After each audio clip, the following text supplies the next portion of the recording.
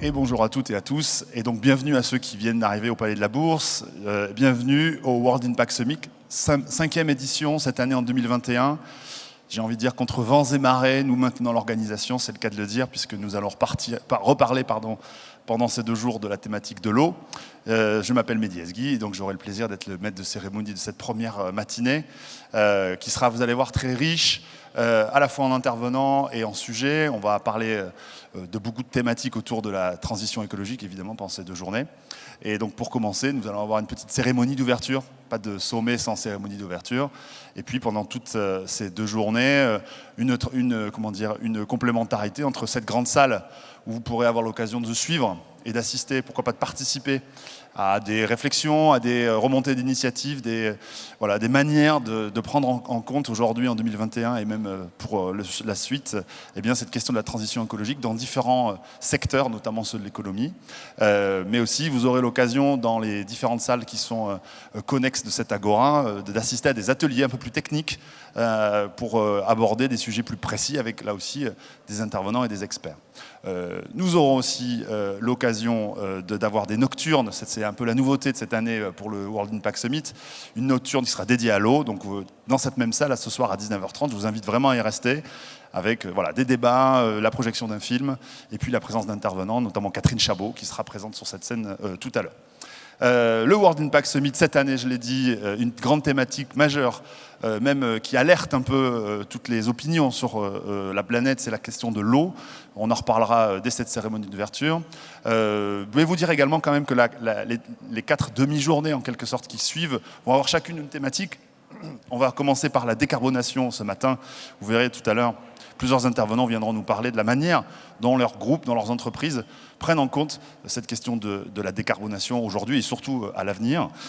Dès cet après-midi, on parlera économie circulaire. Demain matin, relance durable des territoires. Et demain après-midi, biodiversité pour conclure le sommet. 150 personnes, 150 speakers, on les appelle parfois comme ça, vont se succéder sur les différentes salles de l'événement, donc on les remercie. Certains se sont déplacés de loin, en train, rassurez-vous, souvent, parfois. Alors pas en vélo, pas encore, mais ils sont venus évidemment de manière cohérente par rapport au sujet. Et donc pour démarrer, je le disais, on va, pour cette 5e édition du World Impact Summit, lancer une cérémonie d'ouverture. Et donc je vais appeler, on a décidé de ne pas faire trop protocolaire, vous savez, d'appeler les uns après les autres et de tous les applaudir. Ça vous évitera, on va économiser nos applaudissements, vous allez tous les applaudir d'un coup. Et donc pour commencer, je vais appeler à mes côtés, pour venir s'asseoir sur ce premier salon, évidemment Nicolas Pereira, qui est l'organisateur et le fondateur de Soliland et du World Impact Summit, Claudine Bichet, qui est adjointe au maire de Bordeaux et vice-présidente de Bordeaux Métropole sur les questions de climat. Vous pouvez les applaudir, c'est maintenant qu'il faut jouer le jeu. Merci. Bonjour Nicolas, bonjour Claudine, bienvenue, choisissez votre place. Madame Soisy Camion, qui représente Engie et qui est directrice de la stratégie et des relations extérieures d'Engie France. On vous met même un petit jingle. Monsieur Guillaume Choisy, qui représente l'agence de l'eau à Dour-Garonne et qui en est d'ailleurs le directeur général. Et voilà, on commence comme ça. Nous attendions Alain Rousset qui arrive dans quelques minutes et de toute façon qui participera à la table ronde suivante sur la décarbonation. Donc on vous propose de démarrer. Bienvenue à vous toutes et tous. Merci beaucoup de votre présence à nouveau sur ce salon. Alors voilà, pour les règles de gestes barrières, je le dis tout de suite, évidemment, on vous demande de les respecter dans les allées et les travées du Palais de la Bourse. Et sur la scène, la règle, alors pour moi, elle est un petit peu spéciale, c'est parce que je ne vais pas trop lâcher ce micro, c'est de ne pas avoir ce masque. Mais quand on parle, on peut l'enlever. C'est ce qu'on a déterminé pour être évidemment en conforme au protocole. On va commencer par l'organisateur, bien sûr. Nicolas, maintenant, ça devient une habitude pour toi de faire un speech d'ouverture. C'est la 5e fois, donc ça y est, le World Impact Summit atteint ses 5 ans. Je ne sais pas si c'est l'âge de raison, mais en tout cas, puisque je crois que c'est 7 ans, mais c'est un bel âge pour continuer un peu cette dynamique-là qui existe sur cette thématique des solutions durables pour la planète. Rien que ça. À toi, Nicolas, et merci. Merci pour cette introduction, Mehdi. Merci à toutes et tous d'être présents aujourd'hui pour cette cérémonie d'ouverture et pour l'ouverture du sommet. Donc effectivement, le temps passe. On a la chance de pouvoir maintenir l'édition cette année dans un contexte sanitaire qui est en train de se tendre, mais on est ravis en tout cas de vous accueillir. Et pour ce sommet donc des solutions pour la planète qui existe effectivement depuis quelques années et qui a pour vocation et pour mission, qui s'est fixé comme mission de pouvoir accueillir des acteurs qui agissent concrètement pour la transition écologique, qui est un enjeu majeur aujourd'hui, au-delà du constat que l'on va refaire tout au long de ces échanges, c'est la question de l'action concrète, des résultats qu'on souhaite mettre en avant, valoriser à l'occasion de ces échanges. Et donc toute la journée, on aura effectivement des échanges riches sur les solutions aujourd'hui concrètes qui permettent de répondre à cet enjeu de la transition écologique. Donc sur cette édition, on attend effectivement plus de 150 speakers. Nous avons à la fois des gens en présentiel ici, et merci d'être présents, et des gens qui nous suivent à distance. Donc l'ensemble des conférences sont retransmises en live sur notre site et notre plateforme. Et également, elles sont entièrement traduites, donc chacun peut suivre, s'il le souhaite, en anglais, les conférences qui sont traduites en live par une équipe qui est en coulisses. Donc ce dispositif, il est fait pour permettre à chacun et chacune de pouvoir assister à ces échanges qui seront, comme je le disais, très riches. On accueille également des solutions sur l'ensemble des coursives et dans le grand salon à côté que vous pouvez découvrir, donc n'hésitez pas à aller les voir. Et nos partenaires qui sont présents aujourd'hui à nos côtés et que je remercie une nouvelle fois, même si l'organisation de ces dernières heures a été un peu chamboulée par les différents cas contacts, mais on est ravis d'accueillir une grande partie d'entre eux ici aujourd'hui et certains qui seront à distance et qui vont intervenir, notamment le commissaire européen qui arrive. Voilà, qui est en train d'essayer de se connecter et qui doit intervenir en ouverture. Donc merci à toutes et tous d'être présents aujourd'hui et on va laisser la parole au débat et à nos partenaires à nos côtés. Merci beaucoup Nicolas, et donc merci une fois de ta confiance et de ton accueil dans ce magnifique endroit. C'est vrai que tu l'as dit, la réalité de l'événement, elle ne se joue pas évidemment que sur cette scène. Vous avez tout un tas, et je les salue d'ailleurs, d'innovateurs, on va les appeler comme ça, ce ne sont pas juste des stands, hein, ce n'est pas le salon du mariage, pardon de le dire comme ça pour nos partenaires, mais on est plutôt sur des solutions, des innovations, et je vous invite du coup à aller les rencontrer, puisque d'ailleurs certains seront aussi sur la scène tout à l'heure. Donc en effet, tu as raison, on a une connexion en cours, vous savez les connexions, vous voyez, quand le petit rond tourne, là, on est en cours de connexion avec la Commission européenne, donc on nous fera signe évidemment quand monsieur le commissaire européen, monsieur Sinekevicius, je ne vais pas le dire plusieurs fois, qui a en charge évidemment les questions d'environnement, d'océan et de pêche, se connectera. Mais alors, on va rester en local, on va le jouer comme ça. Et donc, Madame Bichet, je vous invite, hop, je vous prête ce micro. Vous êtes donc Claudine Bichet, vous êtes adjointe au maire de Bordeaux. Évidemment, on est à Bordeaux. Vous êtes vice-présidente également à la métropole de Bordeaux aux questions de climat, de transition énergétique, mais aussi de santé, et vous nous faites le plaisir d'être à nos côtés pour nous accueillir un peu chez vous, quoi, en quelque sorte, sur votre ville. Merci. Bonjour à toutes et à tous. Effectivement, je suis ici ce matin pour représenter le maire qui malheureusement ne pouvait pas être là pour cette cérémonie d'ouverture. En tout cas, la ville de Bordeaux est effectivement ravie d'accueillir ce World Impact Summit pour sa 5e édition à Bordeaux. Nous avons clairement besoin d'événements comme ceux-ci. En fait, on a besoin de tout. Donc, on a besoin d'événements comme ceux-ci. Et effectivement, ce qui est vraiment intéressant, au final, c'est à travers tous ces échanges, tous ces débats, toutes ces rencontres, ce sont les actions, en fait, qui vont naître. Et c'est ça, en fait, le plus important. Donc, je ne vais pas vous rappeler ce que je pense vous avez tous en tête, les actualités, la COP, le rapport du GIEC et j'en passe. On sait qu'on est au pied du mur, qu'il faut agir, que les plus 1,5 degrés, ça pourrait être beaucoup plus rapide que prévu, 2030, si on continue sur la trajectoire sur laquelle nous sommes résolument lancés. Et face à l'incapacité des États, on l'a vu lors de la COP, à prendre les bonnes mesures pour sortir définitivement des énergies fossiles, nous estimons qu'à l'échelle locale, donc collectivités, entreprises, citoyens, finalement, nous sommes au premier rang pour mener l'action concrète qu'il faut mener. Et c'est en ça qu'au niveau de la ville de Bordeaux, de la métropole, nous mettons en œuvre tout ce que nous pouvons, nous faisons notre part et nous souhaitons clairement embarquer l'ensemble des acteurs de nos territoires avec nous, entreprises, associations, citoyens. Donc qu'est-ce que ça veut dire concrètement, faire notre part ? C'est déjà donner une vision de la société, de quelle société en fait veut-on vivre demain ?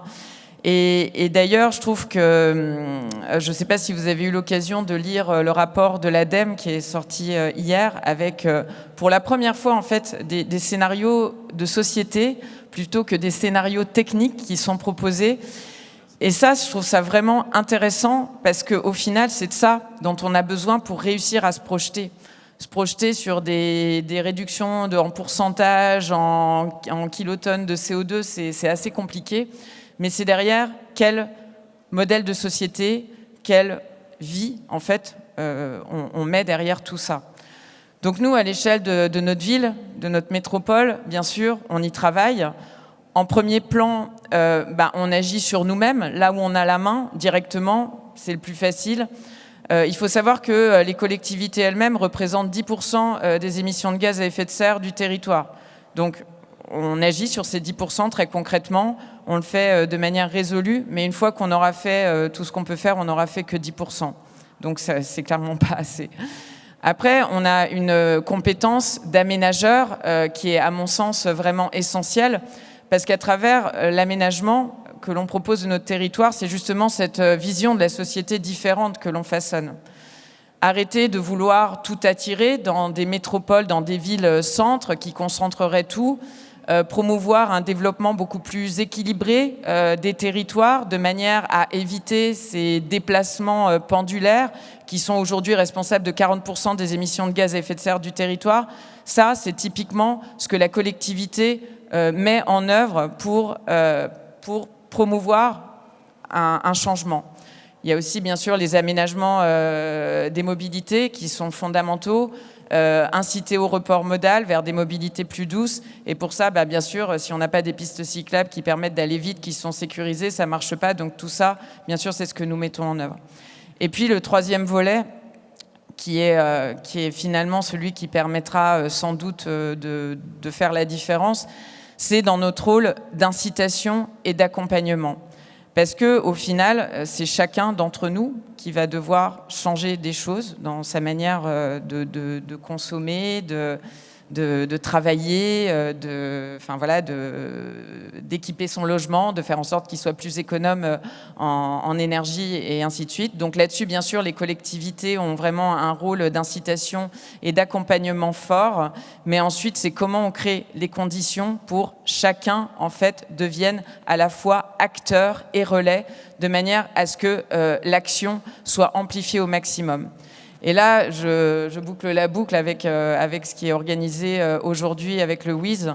Pour moi, des événements comme ceux-ci, c'est ceux qui permettent aussi de devenir tous acteurs et relais. Donc, je souhaite vraiment que ces 2 journées soient les plus propices, en tout cas, à générer ce changement et ce passage à l'action qui est absolument indispensable. Merci. Merci beaucoup, Madame Claudine Bichet. Et écoutez, sans vous le promettre, je pense que si vous avez l'occasion d'assister à tout ce qui pourra se passer dans ces 2 journées, vous ne serez pas déçus sur, en tout cas, cette ambition. Alors, comme je vous le disais, on va faire un peu comme à la télévision, une forme de duplex. Une duplex, alors c'est pas tous les jours, donc c'est très, très intéressant pour nous, avec la Commission européenne. Et donc, si tout va bien, Mr. Sinkevicius, je vais basculer en anglais, vous allez voir comme ça va être magnifique, vous nous recevez. Mr. Sinkevicius, can you hear me? Yes, absolutely. Yes. We can hear you too. Welcome on our World Impact Summit. We are very pleased to host you in this event, even it's in a web connection. So we hear you from the European Commission, your European Commissioner for Environment, Oceans and Fisheries. Thank you very much. Thank you. Merci beaucoup. Bonjour à tous, and of course my big thanks to Minister and the organizers for setting up what looks like a fascinating 2 days event in beautiful Bordeaux. You are addressing the hottest issue of our time. With every day that passes, public awareness grows about the crisis that we face. And urgent crises like our warming climate, the loss of biodiversity, and the relentless increase in our consumption of natural resources. And citizens, they very clearly demand action, and they look to leaders of politics and industry to address those concerns. And we need solutions that are innovative, that are pragmatic, that are implementable on the ground. And looking at the program, that's very much what you have to offer. At the EU level, the Commission set out its solutions 2 years ago in the roadmap that we call the European Green Deal. It offers a framework for change, a path to climate neutrality by the middle of the century with an inclusive green economy. There are many milestones on that road. By 2030, for example, we need to cut our emissions by 55%. We set out our plans for that in July in the package called Fit for 55. It's a careful revision of the climate and energy legislation with a bigger stress on renewables and energy efficiency. We prepared it very truly and it plays to Europe's strengths. The EU is already a global leader, for instance, in ocean energy technology. EU companies hold 66% of tidal patents and 44% of wave energy, and many of them are there in France. And developing that sector will take us closer to our climate targets, while also delivering high-quality jobs and new economic growth. But we need to expand with care. We need close consultations with everyone affected by the changes, and we need to grow in line with our objectives for zero pollution and the circular economy. And more than anything, we need respect the green oath of doing no harm in the spirit of our strategies for nature, our forests, our soils, and our seas. Europe is here to support that process of change through targeted funds like LIFE, our fund for environment, through well-established initiatives like the Common Agriculture Policy, and through the mighty new instrument we have to get past the pandemic, the EU Recovery and Resilience Plans. It's our fund to deliver a stronger union after COVID, and greener, more digital, and of course more resilient. We need a union of solutions. That what this conference is exactly about. And you will be addressing major issues like plastic pollution and new technologies that can help save the problem. The threats to our water and new approaches that can build up sector's resilience and the sustainable blue economy. We need that blue economy to help mitigate climate change as we green our ports and decarbonize the maritime transport of the future. The challenges are not easy and they are huge, but I'm very optimistic that we can meet them. We have the policies we need and technologies to deliver, and most importantly, the changes that citizens want. So best wishes for a packed 2 days of your conference, and I'm looking forward for a fruitful outcome. Thank you. Thank you so much, Mr. the Commissioner. We are very, thank you. Maybe you can hear the palace, I can say the palace of the Bourse in Bordeaux. Thank you so much for your open vision, and you can be confident for this summit to take in charge this subject during this 2 days. Thank you so much for your participation, and maybe see you later in Bordeaux. We hope so. Thank you. Merci beaucoup pour cette connexion. C'est parfait, ça marche très bien. On est très content d'avoir aussi des interventions, tu l'as dit, à la fois sur la plateforme, mais qui ont des entrants vers le Palais de la Bourse. Je vais me retourner dès maintenant vers ma voisine de gauche, Madame Soisy-Camion. Vous représentez sur cette première séquence Engie France, dont vous êtes Engie France Renouvelable. C'est une précision importante. Dont vous êtes la directrice stratégique et relations extérieures. Merci beaucoup de votre présence. Et là aussi, on vous écoute sur ce premier temps pour nous évoquer la vision d'Engie sur ces questions-là. Merci beaucoup. Exactement. Merci. Bonjour à tous. Je suis ravie en effet de représenter Engie pour l'ouverture de cet événement. Alors cette année, nous sommes partenaires de ce sommet parce qu'en effet, cela fait écho à notre volonté de trouver des solutions pour la planète.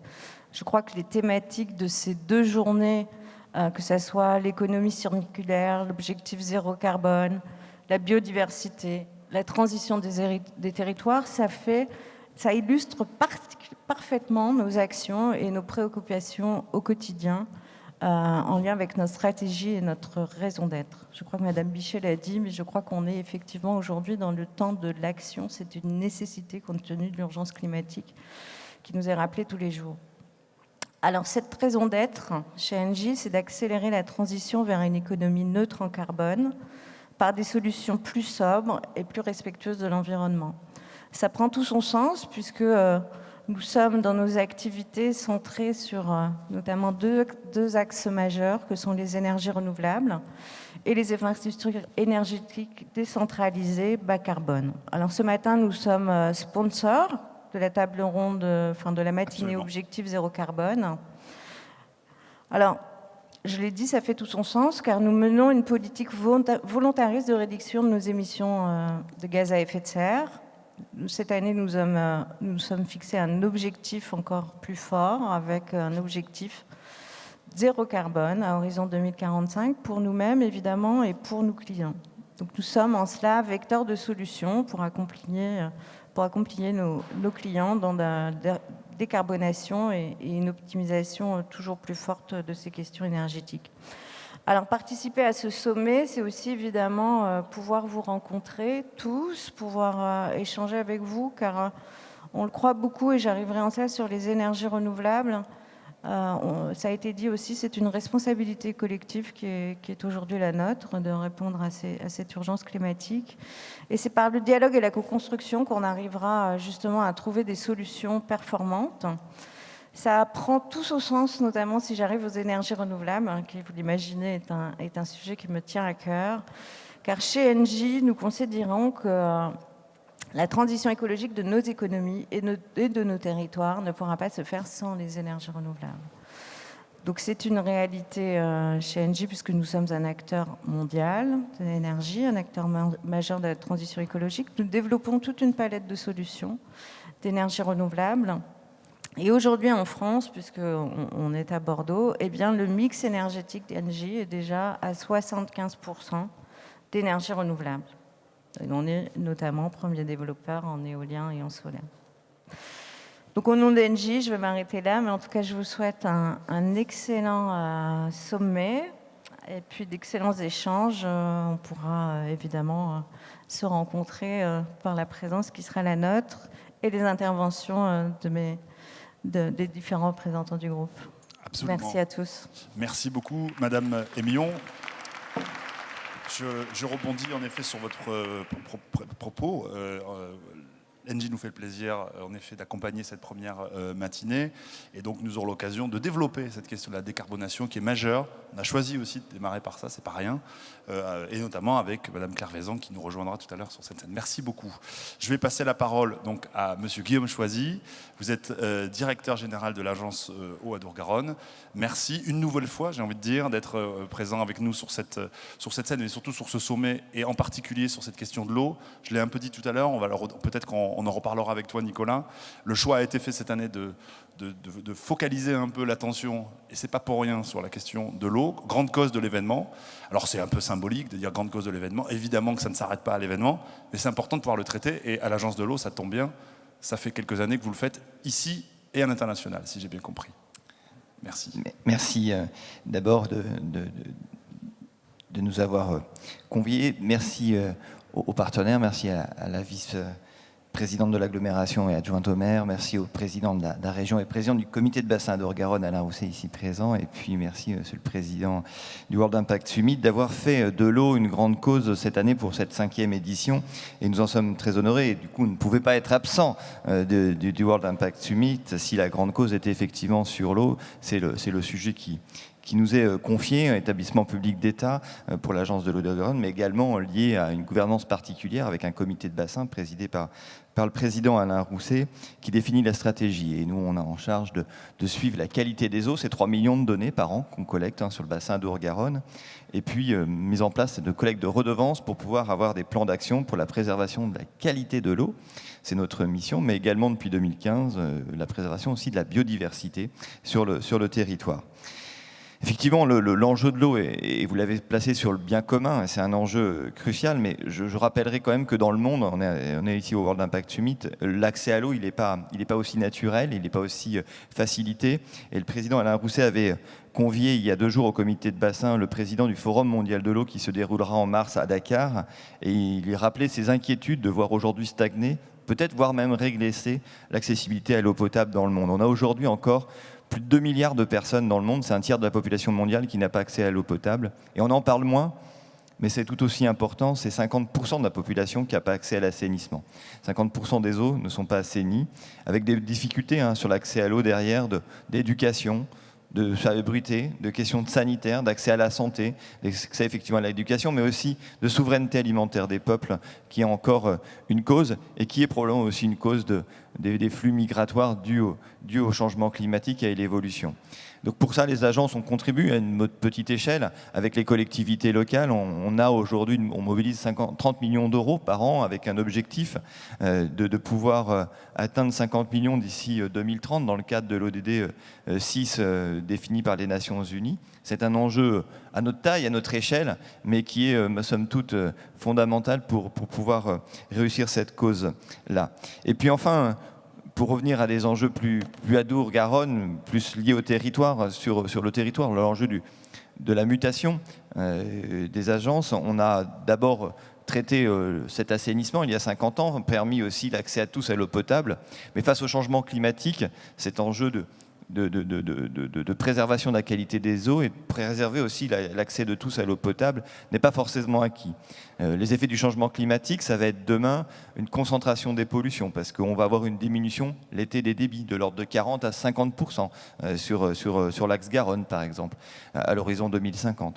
Une concentration aussi des températures plus élevées. On a déjà une température de l'eau parfois qui augmente. On a une température de l'eau distribuée, parce que sur le bassin d'Adour-Garonne, 60% de la population a une eau qui provient des rivières ou des nappes de surface, ce qui en fait une certaine vulnérabilité. Et quand on concentre les pollutions, augmente la température de l'eau, c'est plus difficile à traiter. Et parfois, on a une température qui devrait être distribuée à 25 degrés, qui est autour des 30 degrés Celsius, qui n'est pas sans risque et puis qui n'est pas spécialement agréable. Donc pour pouvoir confler cela, il y a des solutions. Alors il y aura l'Agora, c'est l'enjeu de ce débat, et j'espère qu'on aura dans l'Agorao qui va être ouvert et qu'on anime, qui sera ouvert pendant les 2 jours, un panel de solutions à offrir, que ce soit des solutions, ce qu'on appelle fondées sur la nature, sur la revitalisation des zones humides. Et avec les régions, l'année dernière, et en 2020 et 2021, on a réhabilité 3000 hectares sur le bassin d'Adour-Garonne. 3000 hectares, c'est 30 millions de mètres cubes stockés. Mais c'est aussi des pièges à carbone supplémentaires.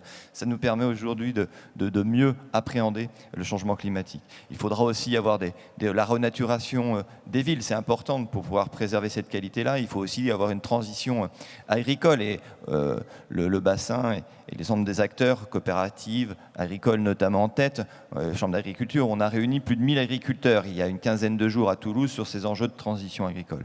Et puis enfin, il faudra aussi, probablement quand c'est nécessaire, à la fois améliorer les dispositifs de stockage et puis là où on a des déficits, pouvoir développer des unités de stockage pour pouvoir sécuriser cette transition agricole, notamment à condition que ça puisse servir à des productions de haute valeur ajoutée, à des transitions agricoles, et pas que de l'agriculture biologique, mais sur des critères de qualité environnementale et sociale. Voilà un peu l'enjeu qui est devant nous. Les choix sont multiples, j'espère qu'on pourra en échanger et développer avec vous pendant ces 2 jours sur l'Agorao. Merci. Merci beaucoup, Monsieur Guillaume Choisy. En effet, merci. En tant que partenaire majeur, vous nous faites aussi le plaisir d'avoir consacré une salle aquatique, je vais me permettre de le dire comme ça, alors qui sera étanche, rassurez-vous, mais qui ne sera pas étanche au débat. Je vais jusqu'au bout de mon jeu de mots, puisqu'en effet, on va avoir un temps qui est juste derrière cette grande salle où Engie a un très beau stand d'ailleurs, mais c'est juste à côté, mais où l'agence de l'eau va animer pendant ces 2 journées toutes ces réflexions et ces démonstrations aussi. Vous l'avez très bien fait pour commencer. Merci beaucoup. Alors, pour terminer cette cérémonie d'ouverture, on a reçu un message vidéo, et c'est un plaisir et un honneur d'ailleurs pour le World Impact Summit, je dirais comme chaque année, d'être aussi soutenu par le gouvernement en ce moment. Donc nous allons faire une petite séquence vidéo qui sera animée en quelque sorte par Madame Barbara Pompili. Je n'ai pas besoin de la présenter, elle est ministre de la Transition écologique et elle nous a envoyé le message suivant. Merci beaucoup. Bonjour à toutes et à tous. Je ne pouvais malheureusement pas être en direct avec vous aujourd'hui, mais je tenais à vous adresser ce message. Ce sommet international des solutions pour la planète, c'est un rendez-vous incontournable pour faire avancer l'écologie. Une écologie porteuse de solutions, source d'opportunités et qui entraîne tout le monde avec elle. Cette vision de l'écologie que vous incarnez en participant à ce sommet, je la partage pleinement. Il est vrai que pour beaucoup, la transition écologique peut être synonyme de contrainte ou de sacrifice. Je pense au contraire que c'est avant tout une opportunité. Bien sûr, il s'agit, pour mieux protéger notre environnement, de réduire le gaspillage, l'inefficience ou encore la pollution.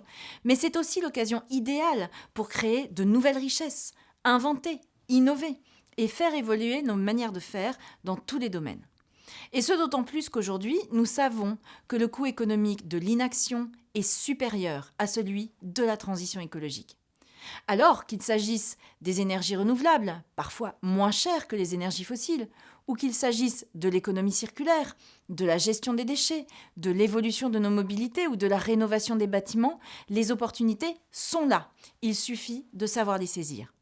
Ce sommet qui vous rassemble est une occasion unique pour catalyser des solutions et des pratiques responsables et entraîner tout le monde dans ce grand mouvement. Car la transition écologique est un combat qui se mène à plusieurs. Collectivités locales, entreprises, citoyens, chacun peut apporter sa pierre à l'édifice. Quant au rôle de l'État, c'est d'accompagner et d'encourager des initiatives et de laisser les collectivités locales, les entreprises et les usagers concrétiser au plus près des besoins des solutions innovantes pour la planète. Nous accompagnons ainsi les entreprises qui innovent en faveur de la transition écologique à travers le réseau Green Tech Innovation qui rassemble aujourd'hui 215 startups et PME. Et afin d'accélérer encore le développement de solutions innovantes pour l'avenir, le plan France 2030 va dédier 8 milliards d'euros au secteur de l'énergie, notamment pour déployer l'hydrogène vert et décarboner notre industrie. Pour faire évoluer durablement nos modes de vie, 4 milliards d'euros sont prévus pour développer les transports du futur et 2 milliards d'euros seront investis dans une alimentation saine, durable et traçable. La clé, c'est aussi de mieux tirer parti de nos déchets. Alors, en comptant les moyens du programme d'investissement d'avenir, le PIA 4, c'est plus de 800 millions d'euros pour améliorer le recyclage de matériaux que nous utilisons au quotidien. En bref, toutes ces dimensions de la transition écologique sont de formidables terrains de jeu pour innover et concevoir des solutions nouvelles. Ce sommet des solutions pour la planète, c'est un moment essentiel pour que vous puissiez réfléchir, échanger, partager et vous engager encore plus loin dans cette voie. Chers amis, qu'il s'agisse de l'économie circulaire, de nos énergies, de notre alimentation ou de nos mobilités, les possibilités pour innover et inventer des solutions au plus près des territoires sont presque infinies. Et je sais que vous saurez vous en saisir. Je vous souhaite d'excellents échanges.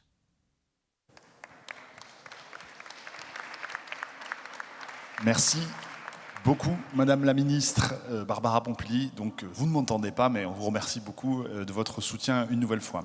Alors, pour clôturer cette cérémonie d'ouverture, une petite virgule, je me retourne vers toi, Nicolas, pour lancer un concours pas comme les autres, qui aura d'ailleurs, qui a déjà ses candidats en quelque sorte et qui seront, je dirais, accueillis demain aussi pour les résultats. Un concours, il y a toujours des résultats. C'est le concours des solutions durables, ça devient maintenant une habitude.